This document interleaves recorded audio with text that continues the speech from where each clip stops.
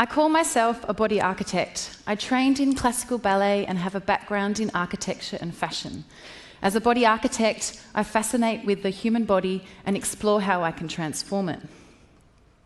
I worked at Philips Electronics in the Far Future Design Research Lab, looking 20 years into the future. I explored the human skin and how technology can transform the body. I worked on concepts like an electronic tattoo, which is augmented by touch, or dresses that blushed and shivered with light. I started my own experiments. These were the low-tech approaches to the high-tech conversations I was having. These are Q-tips stuck to my roommate with wig glue. I started a collaboration with a friend of mine, Bart Hess. He doesn't normally look like this. And we used ourselves as models. We transformed our apartments into our laboratories and worked in a very spontaneous and immediate way. We were creating visual imagery provoking human evolution. Whilst I was at Philips, we discussed this idea of a maybe technology, something that wasn't either switched on or off, but in between, a maybe, that could take the form of like a gas or a liquid.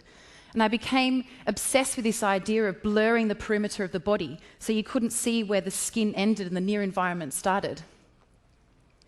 I set up my studio in the red light district and obsessively wrapped myself in plumbing tubing and found a way to redefine the skin and create this dynamic textile. I was introduced to Robin, the Swedish pop star, and she was also exploring how technology coexists with raw human emotion. And she talked about how technology with these new feathers, this new face paint, this punk, the way that we identify with the world. And we made this music video. I'm fascinated with the idea of what happens when you merge biology with technology. And I remember reading about this idea of being able to reprogram biology in the future away from disease and aging.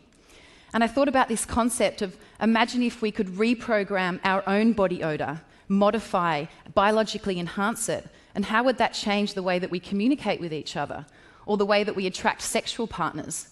And would we revert back to being more like animals, more primal modes of communication?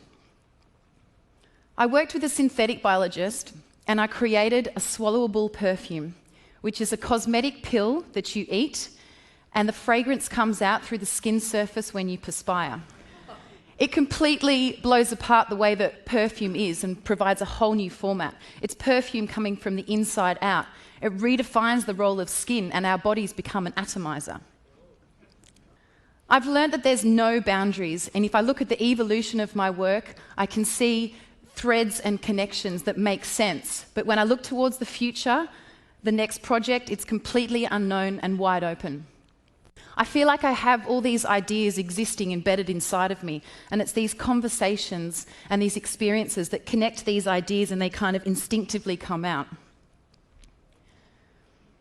As a body architect, I've created this limitless and boundless platform for me to discover whatever I want, and I feel like I've just got started. So here's to another day at the office. Thank you! Thank you!